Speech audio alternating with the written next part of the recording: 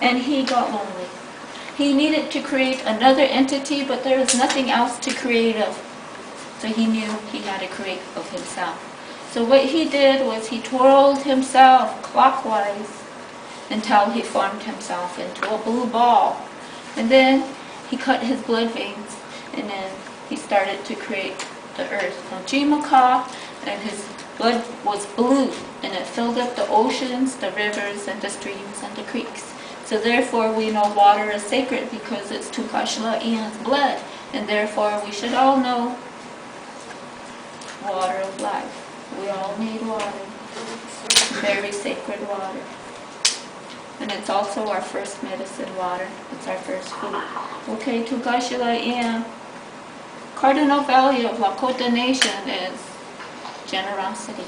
You go to Pine Ridge Indian Reservation, we may not have much, but we're going to open up our doors. We're going to let you stay with us. We're going to feed you with whatever we have. And if we don't have nothing, we give you water of life, always. So, grandfather created the earth, and his spirit was in the blood, and the spirit cannot stay down. It went up, and therefore it created the blue dome, and the blue dome is known as Great Spirit Mahbiatro. So as a Lakota, whenever we hold our peace pipe, we're going to start to pray and say Tukashila Wakantanka. If we wanted to say it properly, we're going to say Tukashila Iya Wakantanka. So that's the very first things we say in Lakota. We acknowledge Grandfather Rock, and we acknowledge the Blue Dome, and now the Blue Dome has all the power. In Lakota, generosity, number one. So Grandfather, we follow what Grandfather did. He gave almost all his blood. He was so generous. He wanted to create another entity that he can have power over. So that's what he did. He created Mother Earth, and he created Great Spirit Makbiatro. Okay, like all women, we get naggy. Mother Earth kept on bothering Tukashla Ian. Hey, why did you give up all your power? I'm cold, I want things. I want the light to shine, I'm in darkness, earth. So pretty soon, Makbiatro got tired of wanting Makan nagging. So he made an appeal to Great Spirit. So Great Spirit granted it. So therefore all the trees came, everything, grass, everything's here. That's Onjima Ka's shawl, her blanket, her robe now. Okay, make the story long and short. There are powerful entities such as the sun, the moon, the wind. And in Creation Story, man was not even thought of to be created. So when Tukashla or Makbiatro started to create man, he gave man a purpose and a meaning in this life. And that meaning for us was to always praise Grandfather, always to praise Great Spirit, always to praise the four sacred directions, which are the quadruplets, the four sons. And in every story that you can come across, there's a merging of a super power merging with a human. So Tate, who is the wind, married the first daughter of the Pte Oyate. Pte Oyate means the Buffalo Nation people, and that's what we are. We are the Buffalo Nation people. We lived in the underworld. And the superpowers, the Pte Oyate, the Lakota people, they were to bring the food and to feed them in a big banquet, just like this. All the superpowers are sitting there. The moon and the sun were once married. And Ite, the daughter of the Pte Oyate chief, married Tate. So you have a human marrying a super being, which is the wind. Okay, we know that they had quadruplet sons, and they are the four sacred directions. And those four sacred directions make our grandfathers. The moon and the sun were married. Tate was married, Ite was married to Tate, and we have a very crazy person too, superpower being. Just like in the Bible, Lucifer, he was the right hand of God. He coveted power. So did Iktomi. Before his name was Iktomi, the trickster, his name was Ksa. He was the god of wisdom. And this god of wisdom desired power like Great Spirit. He wanted it. So what Great Spirit did was he demoted him down to being the trickster, who was Iktomi. Okay, Iktomi is really observant. We need some Iktomi. Oh man, looking at everybody, looking up at the sun. Oh, he noticed that the sun had infidelity eyes upon Ite, the most beautiful of the Teoyate. So what Iktomi went over to Wazi, her dad, Wakanka, her mom, told Wakanka her daughter would be the most beautiful, even beautiful, more beautiful than the moon. Of the superpowers, the moon is a female, and she was the most beautiful. So like all women, we want our daughters to be Miss Universe, Miss USA, Miss South Dakota. Anyway, we all desire that. So yeah, Wakanka, she went for it. Okay, Wazi, they told him, you come with us, and we're going to make you powerful. We're going to make you better than Great Spirit. So they again fell for it. So what they did was, Iktomi made the sun come late to the banquet. And crazy human Te Oyate woman went and sat with the sun. Okay, immediately, Great Spirit, Wakantaka, he don't like that. He does not like that. When two people are married, that's a sacred institution of marriage. You are to stay together. That was one of the first lessons in life us Teoyate people had to go through. And we know that once we get married, it's married for life. You do not have a divorce. Therefore, Grandfather Great Spirit doesn't like infidelity, doesn't like roaming eyeballs. So what he did was, he kicked them out of the underworld. So what they did was they came out of one cave. Iktomi, now Anugite became Anugite. Beautiful face, also made a very ugly face on this side. So she's two-faced now. He made a decree. You're banished to the top of the earth forever without friends. So Wazi, Wakanka, Anugite, and Iktomi got kicked out. So this is why Lakota Oyate, when somebody is not becoming, guess what? You banish them, you kick them out. You do not want to have nothing to do with something that is bad, evil. So Lakota Nation was a very sacred nation. They had sacred laws that they had to follow. So they were up on earth, and oh man, all the buffaloes, the elks, everything ran away from Iktomi. Pretty soon, the animals really outsmarted him. Everything outsmarted him. So he didn't like that. So he got with Anugite and said, hey, woman, let's go down back into that wind cave and let's bring out some more people. And they lied to them. They took a teepee down over there. They took dried meat papa from the buffalo. And they went down back into the underworld to the Teoyate. And they said, hey, come on, you know what? Up on the top of the earth, we live in teepees, these things. And we also eat these things, buffalo. And if you come to the top of the earth, you are never going to grow old. Never. So, 6. In Lakota way, 4 is very sacred. 7 is very sacred to us. So every time, everything is in 4s and 7s all the time. So again, there's 6 families that left. Wazi and Wakanka are already up there, so that makes 7. So they left, and it's kind of a big trip coming out of the wind cave. So the other 6 families started to get hungry and weary, and here Anugite forgot. She had a real ugly face. And here the Teoyate got to see that face, but it's too late now. You left the underworld, now you gotta go straight up. So the Teoyate knew that they were coming to the surface of the earth, and they were lied to by Iktomi. So therefore, the beginnings of our 7 council fires began. Okay, these people, they traveled eastward. The first council fire to be set up was the people of Midi-Wakantuaha, which means people of Spirit Lake. They settled in Miles Lake, Minnesota. And they are the D speakers. So of the Lakota Oyate, we have 3 dialects, D, N, and L. The Dakota, the Nakota, and the Lakota. Okay, so it's the Midi-Wakantuaha set up the first council fire. These are the D speakers.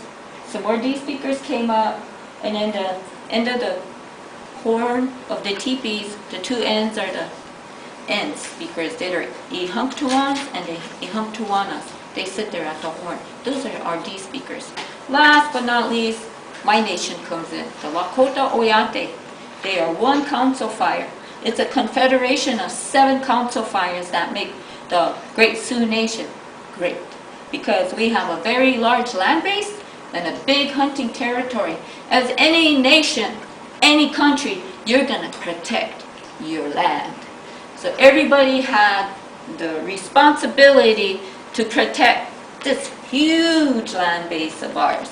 Okay, Lakota Oyate, we're in the Great Plains area. There was so much buffalo, it yielded for a great population explosion. So out of the L speakers, 7 sub-bands come. And the 7 sub-bands, I am the Oglala. There's the Cheyenne Rivers, there's the Rosebud Sioux tribe, there's more of them. We got like 2 or 3 of them situated in the Cheyenne River reservation. The Lakota people were there's a big population of us. So when it comes time for the immigrants and the settlers to be kind of coming over our land, okay, we have 3 laws. One law is, if you are a friend, you're going to enter the hoop in this way. Respectfully, honorably. Okay, you can come into Lakota Nation's teepee circle. Okay, then you have to be a friend. If you're a friend, you can come in through here too. Okay, then if we have an enemy, he's not going to come through that sacred spot. He's going to start creeping. We got over 40 warrior societies. All over, we got scouts. We got all of them watching us. There is never a day when you can creep into Lakota teepee circle. Never, ever. And the Lakotas, we said that we're the Pteoyate, therefore the buffalo is a very sacred buffalo to us. We also believe that we came from the stars. We're not UFOs, we're not aliens. This is our story. And therefore, we regard the Buffalo Nation as a very sacred item. In any ceremony, you're going to have a buffalo skull. And if you got a buffalo skull here, look at it. It has a Big Dipper in its skull, right here. So therefore, we believe we come from the star people. And we were the Pteoyate, and we take the habitat and the mannerism and the behavior of the buffalo. Therefore, that made Lakota, the 7 council fire people, very brave, very courageous. So therefore, we're very famous in history. Very famous people. I come from the Red Cloud people. That grandfather is called Red Cloud Wars. He didn't want no railroads. He didn't want no forts. So him and his warriors, they were knocking down those forts. They were knocking down the railroad. So up to this day, we do not have railroads near our reservation because of the grandfather Red Cloud. The grandfather Red Cloud, he really loved his people. He loved his land. He loved the way we had freedom. We had freedom that nobody could ever experience. I come from the Pine Ridge Indian Reservation. I still have a little quasi-freedom because I live in the hills. I never have to see anybody. I never have to see the police. I am so happy. If I was an outlaw, oh man, I could really be an outlaw. So I feel I have freedom, a little bit of freedom of what my ancestors once had. My family also followed Crazy Horse. Crazy Horse was out in Nebraska.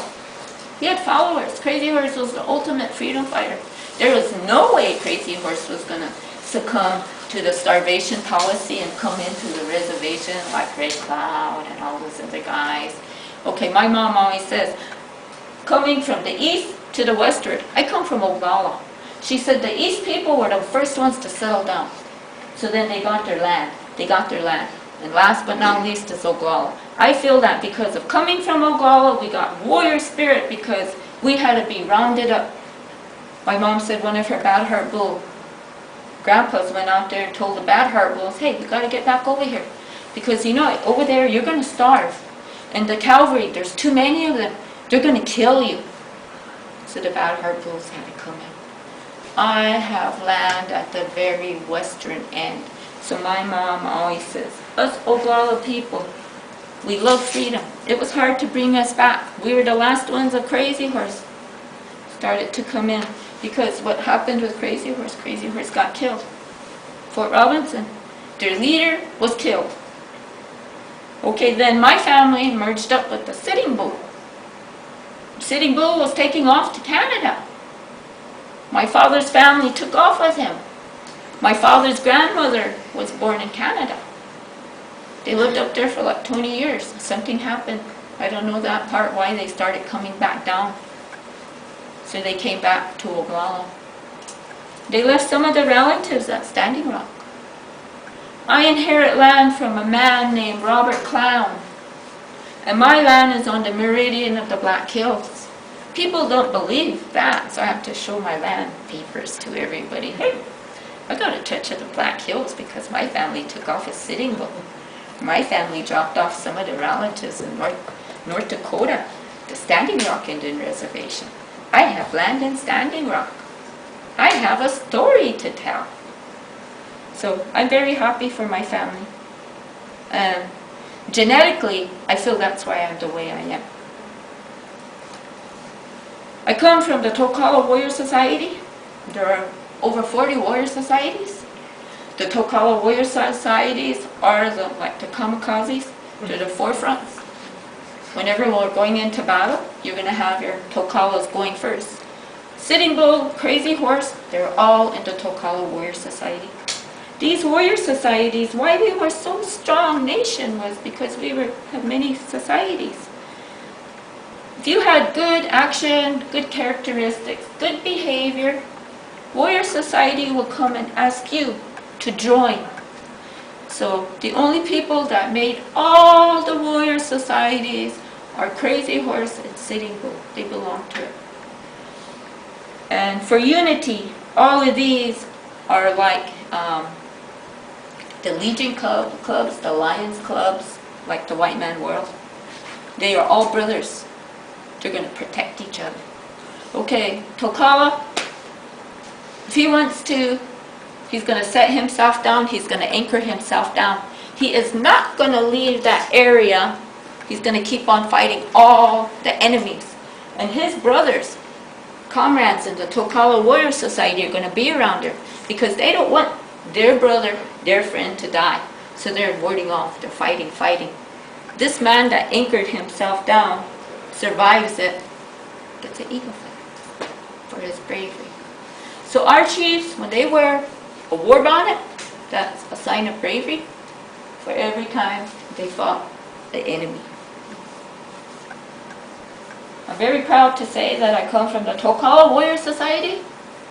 In my dad's Tokala Warrior Society, the grandfathers, they chose me because ever since I was a little girl, I rode horses. Horses are scary. There's boys that were scared of horses, but whenever they said, Arlette, get on, I'm a cowgirl, man. Jump on. Every time we're branding, we brand calves or we brand colts. Ever since I was little, they'll put me on one. Oh, I really have a time. It really bust someplace, but it don't hurt because they're little. Growing up like that, I could get on a wild horse when those guys are chicken. So that's how I became a Tokala warrior woman. Within my society, I have a whip. And this whip is not to go and bing, bing, bing people. It's a whip that we do in ceremony, and we're dancing. Okay, we're having our dances going on. It's me that goes out there first with my Tokala whip. If you're a Tokala, you're going to come behind me. In our society, remember we said that we had no need for social services, we had no need for hospitals, we had no need for prisons. Tokala warriors, are the social service people. Every time we get together, if there's an old lady or orphan, you are to give to those people so they can come up to par. We all got to be on the same line. Nobody can be left behind. If somebody's being left behind, there's people that are going to look behind. Hey, come on, let's go. Come on, up here. If grandma doesn't have meat, you're going to give grandma meat. So if grandma doesn't have a teepee, you're going to give her hides. So that's how you keep everybody up to par. Everybody happy. Okay, the chief. The chief, he's the main counselor, right? Chief Sitting Bull was a good one. 2 teepees are fighting to women. Okay, remember we always like to fight. So then, Chief Sitting Bull will go over there, make peace, conflict resolution, big white man word today, and then we got humor. So he makes those 2 ladies of the teepee get along, because Lakota society, nobody ever fights each other. Never. You're never going to fight each other.